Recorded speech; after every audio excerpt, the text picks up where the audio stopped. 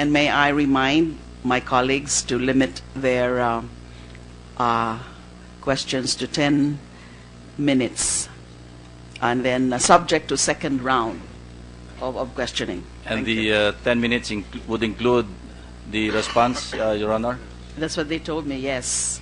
So we advise also the resource speaker concerned to also be, to respond briefly so as not to eat too much of the allotted time of the senator. Thank you.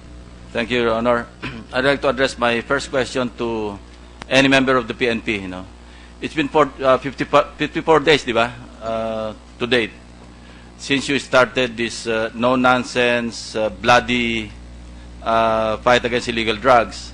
And the numbers that you have chalked up are both impressive and alarming, depending on which side one is on, depending sa advocacy saka sa beliefs. Now my question is, what is the PNP doing differently now compared to those that were before you? Kasama na ako doon. Ano ba yung kulang namin noon na ginagawa nyo ngayon, kung bakit ganyan yung mga numero ngayon na ipapakita ninyo? It's the aggressiveness factor, Your Honor. The PNP now are more aggressive in the campaign against drugs. It's because the PNP believes that we have a president that is willing to support us all throughout this campaign. Walang iwanan, according to the president, Your Honor. So what you're saying is it's more of leadership-driven, yung Yes, Your campaign Honor. ngayon. So, kung hindi si President Duterte yung Commander-in-Chief, baka, and assuming that you are the Chief PNP, hindi rin ganyan ang mga numbers na makikita ng mga kababayan natin? Precisely, Your Honor, because even though if I am the Chief PNP, I don't have the backing of a president like President Duterte, I will not be very brave enough to encourage my men to go after these people aggressively and put an end to the drug menace within 6 months per directives of the President. Okay, that's clear enough. Now, I'll go to yung mga SOP. Di ba meron naman tayo niya standard operating procedure na you know the drill, so to speak. Pag lumabas yung mga tao natin sa field, alam na yung gagawin dapat. Ang tanong ko is, yung mga SOP ba na nasa manual, sinusunod ba ng mga nasa ground, yung mga mismo nag-ooperate? And if not, or if so, meron ba kayong mechanism sa PNP headquarters level to check if those standard operating procedures are being followed or observed? Yes, Your Honor. And please elaborate na lang. All the drug operatives, Your Honor, are very much well-trained as far as police operational procedures are concerned. We've been reminding them of the police strict observance of the police operational procedure manual, and after the said operations, if there is a death resulting to that operation, the SOCO is there to provide scene of the crime operations investigation, then followed by IAS, Your Honor. Kung merong na-observe na mga lapses, ano yung automatically na ginagawa ng sa headquarters level? When I say headquarters, it could be regional headquarters or even yung police station headquarters, kasi mga dumalabas sa mga tao, di ba, mga field operatives ito eh. So I do not necessarily refer to the national headquarters of the PNP. Pwedeng at the level of the provincial headquarters or the regional headquarters, meron na dapat gawin. And kung may mga lapses, and I suppose may mga lapses talaga, hindi ba? Ano yung unang action taken pag may na-observe na mga lapses? Your Honor, we have an oversight committee in our campaign against drugs at all levels of command in the PNP, from the station level up to the national level, Your Honor. And they are the ones evaluating the correctness, the propriety, and the effectiveness of our anti-drug campaign. So if they observe that lapses are happening, so they are the ones reminding these people that they have done something wrong, Your Honor. That's on the level of the policy, of policy. Kasi oversight. Pero ano yung immediate action na dapat gawin or ginagawa ninyo kung meron na observe na lapses? Right away, anong ginagawa? Through investigation, Your Honor, the Internal Affairs Service is conducting its own investigation right away. Now, that will lead me to my next question. Ilan na yung mga complaints ang na-receive ng PNP, ng IAS particularly, kung meron kayo statistics yan, at saka how many personnel are involved in those complaints, ano yung action taken, ano yung status ng mga cases. I'm referring to administrative muna, kasi i-confine muna natin sa IAS. Yung criminal, saka na yun. Anyway, meron naman kayong pinakitang statistics. But yung IAS, bigyan mo nga kami ng, i-walk through mo nga kami kung ano yung status. Kasi it appears from the testimonies of at least 2 witnesses yesterday na meron talaga nangyayari. So, ano so far ang status ng mga cases? Good morning, sir. By the way, who appointed you? The Chief of the Philippine National Police, I received my orders from the Directorate for Personnel and Records Management of the Philippine National Police. I am the Acting Deputy Inspector General, sir. Di ba dapat Presidente nag-a-appoint ng Inspector General? Yes, sir, the Inspector General, sir. I have no Inspector General right now. I am the Acting Deputy Inspector General. And ang Which sinasabi by ng- law, sir, is Yeah. supposed to be a 2-star rank position. No. for- By law, ang sinasabi ng Section 40, civilian dapat ang Inspector General. That is correct also, sir. Yeah. So, I suggest that you correct that right away, ano? Kasi you cannot go on violating a specific provision of 8551. No, I suppose you have to correct that that violation. Your Honor, we are already submitting to the President a list of applicants for the position.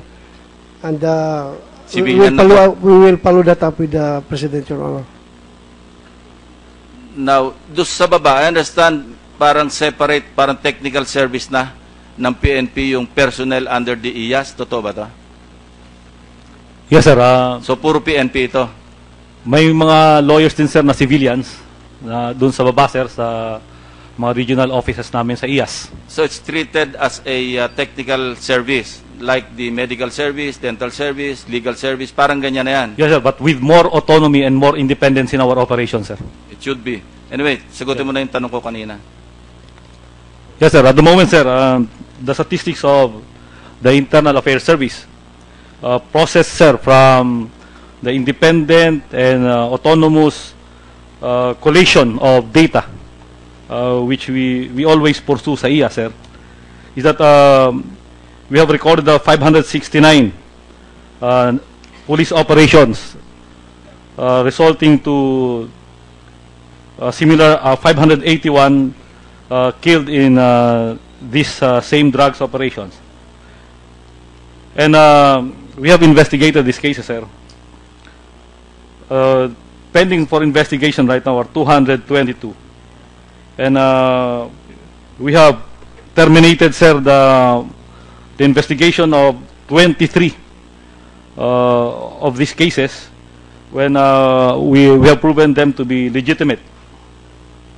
Under pre-charge investigation, sir, are more or less 63. And then drop and close are 38. Bakit more or less? Bakit more or less? Because continuous, sir, yung aming updating, sir, ito. Okay, sige. Oh, sir. Proceed. And then for summary hearing, sir, yung sa Pasay, 1. And then we are just waiting documents doon sa highway patrol na incident, sir. And then which is not drug related. And then sa Antipolo, sir, we have started interviewing, sir, yung mga police na ito, sir. They're now in Camp Crame. The other, sir, are ongoing, sir, yung ang motu proprio investigations ng mga yung balance, sir, ng data na ito. Bigyan mo nga kami ng profile, yung Sarango. Mostly, ano ba yung mga na-involved sa mga sinanigans pagdating sa yung drug-related operations, particularly, yung kasi yung focus ng ating inquiry dito, Yes, sa Senate. The data I have now, sir, is that the police commission officers involved, sir, 196. The police non-commission officers involved, sir, more or less around 210. But this being updated, sir. No. Oh, sa PCO muna. Sa 196, ilan yung senior superintendent o kung merong chief superintendent, ilan yung inspector?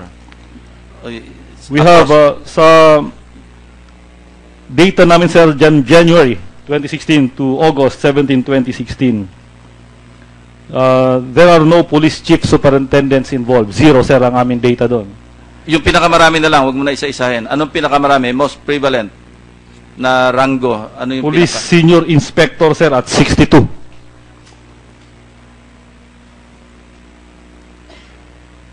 Yun ang pinakamarami? Yes, sir. Sa PNCOs? Sa PNCO, sir, PO1 at 81, sir. PO2? Ilan? 42, sir. PO3? 48, sir. Now, that leads me to my next question. Yung ating recruitment program, kasi it appears, no, base na rin sa nakikita natin, kahapon, mga lumabas na mga suspects sa Antipolo, sa Pasay, PO1, PO2, hindi ba? So, there must be something wrong with the recruitment program. Kasi mga bagong recruit, if not the recruitment program, probably yung basic training na binibigyan natin sa mga bagong recruit. Bakit ang babata pa, sila yung pangkaraniwang na-involve? So, sige, pakinga. Paano ba kayo nagre-recruit? Paano ba kayo nagte-train? At ano yung supervisory mode na ginagawa ninyo dito sa mga bagong pulis? Sir, that would lead me to another challenge that we want this Senate to address. Yung control po ng PNP over the training of PNP personnel. Sa training. Sir, I would like to inform you that tayo lang po, ang PNP lang po ang police agency sa buong mundo na hindi nagtitrain sa kanyang sariling pulis na pumapasok. Sino nagte-train sa mga pulis natin? That's PPEC, Your Honor. Another agency outside of the PNP. Madam Chair, Philippine I'd like Public Safety College. to interject with the indulgence of Senator Lacson. I agree with General De La Rosa. In fact, we have a bill that's pending now in the Senate that will transfer the admin and operational control of PNPA to the PNP.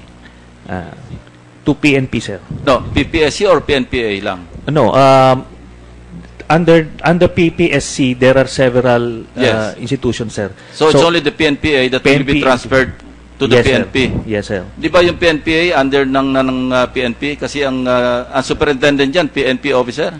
No, sir. No, Your Honor. Niloan lang natin yung superintendent doon sa kanila, but they are not under our control. PPEC pa rin nagkukontrol sa kanila, Your Honor. Okay. Si Yosek Kakoy, you want to say something?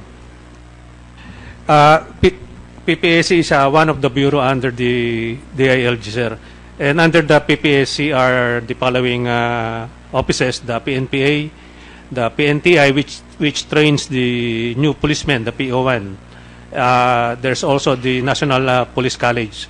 So these are under one bureau outside the PNP, sir. Anyway, saan committee ba na-refer yun, Sunny? Kung sa akin, I will attend to that. That much I can promise you. I will attend to that immediately. Thank you, Your Honor. And I agree with you. Kung wala kayong control sa training, pati sa recruitment, of course, dumadaan sa DP, di ba? Yes, Your Honor. Pero yung training is left to another unit, another Yes, agency. And the PNP has no say whatsoever. Yes, Your Honor. The most that we can do as far as the training is concerned is only recommendatory in nature. We recommend to the PPC what we want to be done in the trainings of our own people.